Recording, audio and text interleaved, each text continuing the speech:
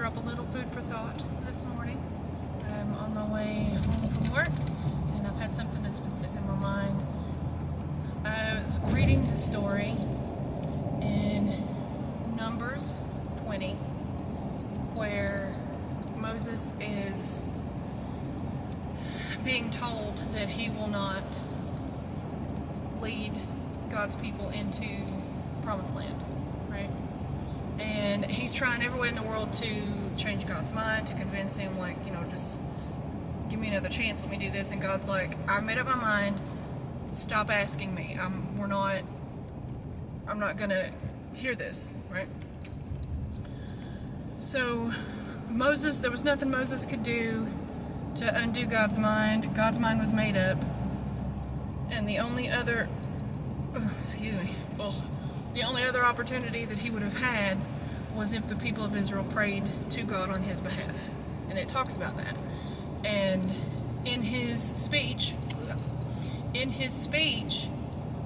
to the people before they go into the land, he tells them, I'm not going to get to go with you. And Moses was called the most humble man that ever lived. And that's scripture. And he didn't want to straight out ask for the people to pray for him, but he knew that they were his last chance, right? So in his speech, he's kind of like, the trend is like, tell me something without actually telling me such and such. It was kind of like that. He was trying every way in the world to plug into his speech that he needed them to pray for him, otherwise he was going to miss the thing that he wanted. He begged God to let him go into the land, and to not only lead them, he wasn't even allowed to go in as just a regular citizen. And that's a whole nother, I'm getting off on tangent. So he had begged God, and God refused him. He knew his last hope was the people that he had spent all of his life, all of that time, leading them, trying to teach them, just interceding on their behalf, because God wanted to kill them all at one point when he realized that they were doing the golden calf gambit, and Moses talked God out of it. Moses interceded on the people's behalf and risked the wrath of God to calm God down to save their lives, right? And this moment when Moses was needing the people to do that for him, they not only didn't pay attention to the hints that he was making, but you had to think about it in your own perspective for a second.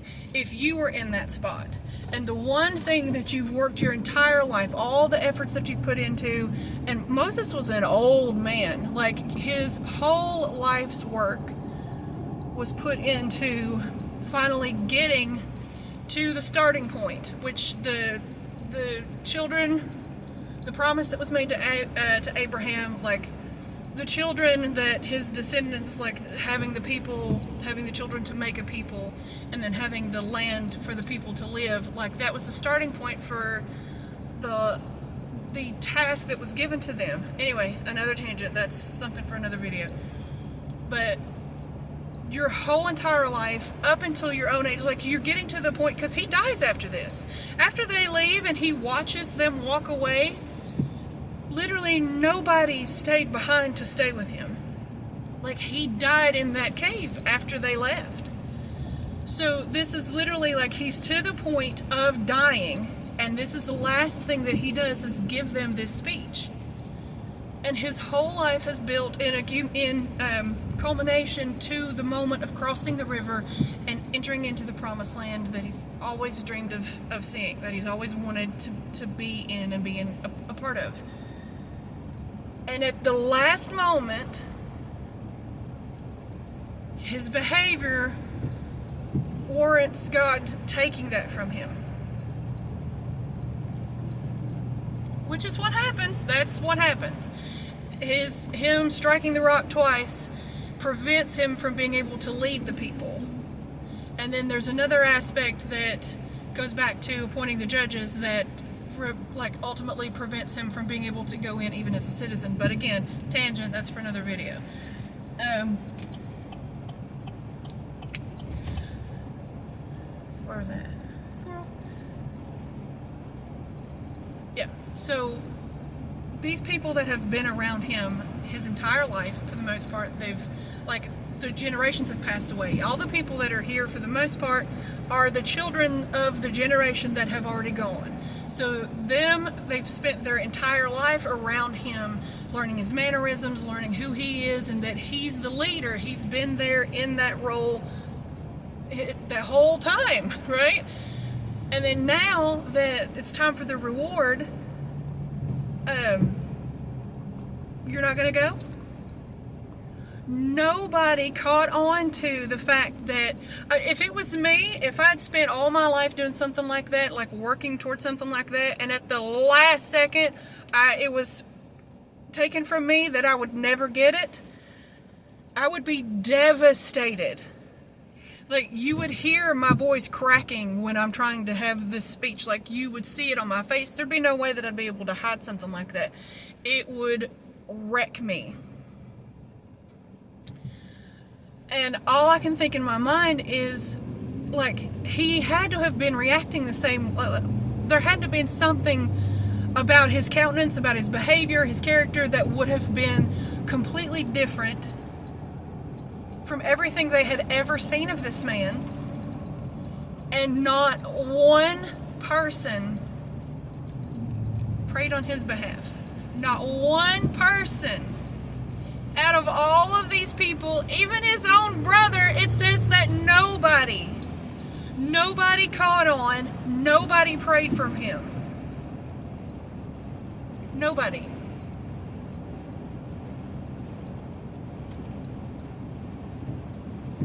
Out of all of those people, not one person paid attention to the man that noticed the bush wasn't burning. I am an extremely detail-oriented person. I can see to me the details are everything. And I would like to think that the people that I'm close to, I would be able to notice if something was off, if there was, if something was changed about them. Not one person out of all of these thousands of people, there were thousands of people, and not one person noticed that he was devastated. And I think that is just the saddest thing. The man, the fact that the Jewish nation of people, the ones that are here now and the ones that have come after him, they all owe their lives, their lineage, everything to Moses. Because God told him at Mount Sinai, when he was up there, that he would wipe them all out and start over again with Moses. And Moses interceded for them to God on their behalf and saved them. Reminded him, these are your people. This is who you are. And if you kill them now, what will the other nations of the world think? That you brought them all this way, that you went through, that you did all of these things, that they went through all of these things, just so you could take them out here into the wilderness and kill them? You love these people, and he had to remind God of that. Because he was going to kill them. He was going to kill all of them. Just let the earth swallow them up. He did with some of them. But he would have done it with all of them and started over again with Moses. And Moses saved all of them. The fact that we have a Jewish nation today, as it is because Moses interceded for them on their behalf. And not one of them did it for him.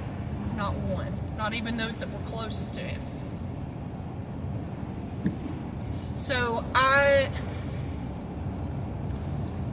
people that you keep around you, the circle that you have, is so important. The people that are around you, the people that are close to you, those are the people that you will pick your spouse from, that will pick the people that will intercede on your behalf when you can't, the ones that will be there to support you, that you will be able to support, the ones that share in the joyous moments in life, in the deepest sorrows. The circle that you have around you are supposed to be the people that are there for you in all of those moments. It's not always your family, but those people are family, whether they're blood family or not. Like, I have the most amazing bonus family, the most amazing chosen family. Not to mention the brothers and sisters that I have under God. Like, that I've gotten to know through the community, getting to spend time in God's service. Like, I've gotten to meet so many amazing people, and it's not that I care about my family even less, or that I don't care about them. It's not that at all. My family lives well over 8 hours away from me. Like, I've got mom and dad that are here that were my in-laws, and they're my mom and dad now. I've got Pop and Mama Lisa. They have always been here for me. And I love you so much. If you're watching this, I love you guys. I love all of you so much. I have my wonderful family at Saving Grace Church. They've touched my life. I'll never be able to express how much I love them. My friend, like, there's just a list. And those people are so precious to me. But at the end of the day, that's less than 24 people that I would consider, like, being close to, that I would consider as part of my circle. But even inside of those, with those people, there are circles inside those circles, right? And I can't help but remember that even, like, the closer that Jesus got to fulfilling his calling and his purpose, the smaller his circle got. The fewer people that were allowed to be in his presence. Not just in his presence, but to participate with him. Like, that he confided in, that he actually spoke to and kept close. And when he got to his greatest calling, he was the only one. All of this, I said all of this to just be mindful of who you let into your circle. If everybody around you likes you and you don't have any issues with anybody, you're doing it wrong.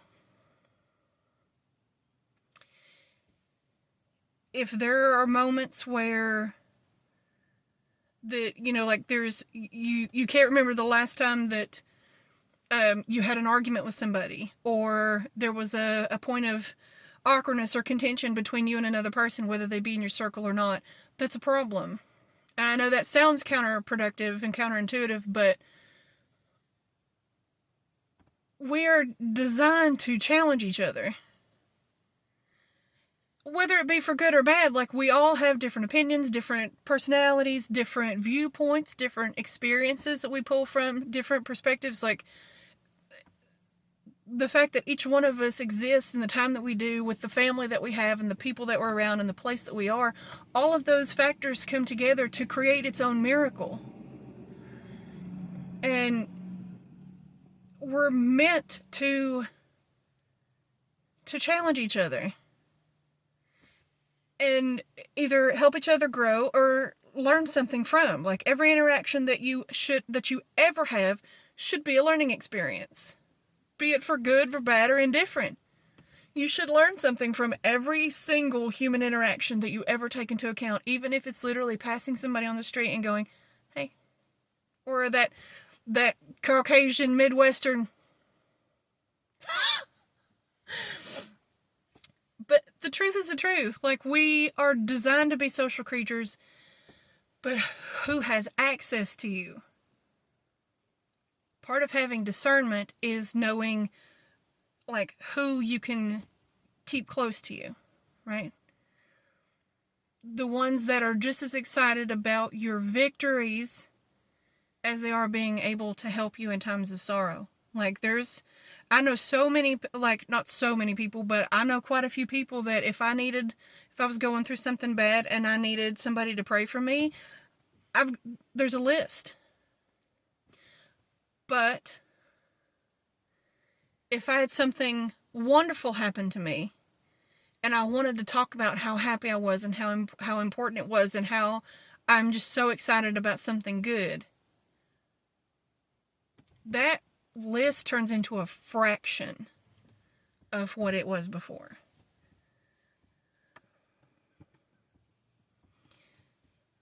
Your circle's important. Who you keep close to you and who you give access to is very important. They can either lower you through somebody's roof to get a blessing for you, or grant something that you wanted but you either didn't know how or weren't able to do for yourself. Or they can be the one that walks up to you and kisses you to warn the guards. I'm not saying that you shouldn't love everybody, that you shouldn't be kind to every single chance you get. But you can be kind and be who you are and still not grant access to people. Most people shouldn't have access to who you are as a human. That's just the point of it. I don't know, I guess the point that I'm trying to make is that if you're in a space now to where you feel like you may not be able to trust the people around you, or if, you just feel down or feel like there's nobody that you can turn to, then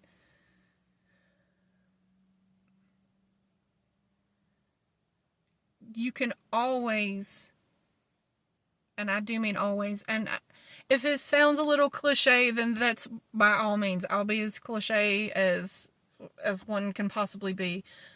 But it's cliche because it's used so often, and it's used so often because it's the truth. If you feel like you can't trust the people around you, go to God. Go to God. When Jesus was alone in his purpose, in his calling, who's the last person that he spoke to? Who is the person that he cried out to when he was surrounded by people? It wasn't his mother at his feet. It wasn't his brother. It wasn't anybody there. In every moment of Jesus' life here, whenever he needed to be poured into, whenever he felt exhausted, whenever he felt weighted down or burdened, or whenever he felt joy from experiencing somebody's faith that renewed his spirit, who did he go to? He told God about everything. He talked to God and he prayed to God about everything. Because he is the constant.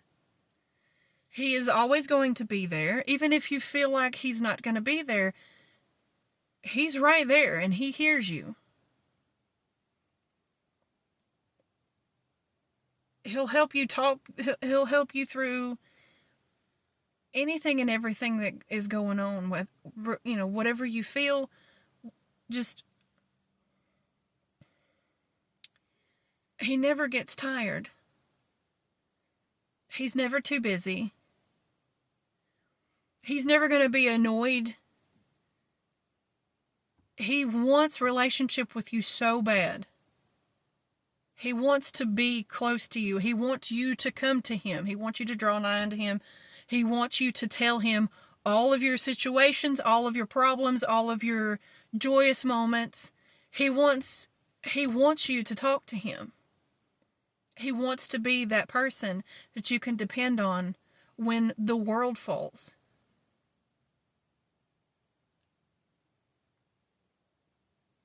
Not just the valleys, but the mountains too. Every moment of your life. He wants to hear all about it. Even the, oh, well, I did the dishes today.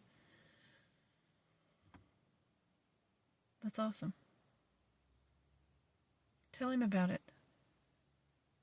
You might even learn a thing or two about yourself.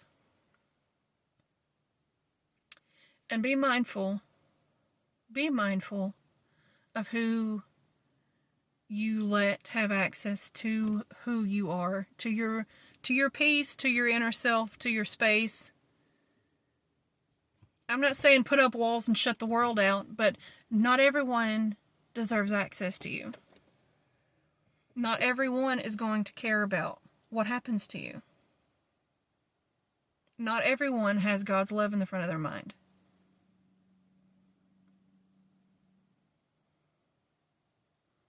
Ask me how I know. So, I love you. And if you ever need anything, whether it be for good or bad, you can always reach out to me. If you need to vent or whatever, like, who we blessing out. I don't know. I just felt like somebody needed to hear that. Even if it was just for me, and I wanted to tell you about it. Because I tell you what, even if not one person sees this video, guess who did? Just saying. I love you guys. I hope you have a beautiful day. And I hope that you tell God about it. See what happens. Bye, guys.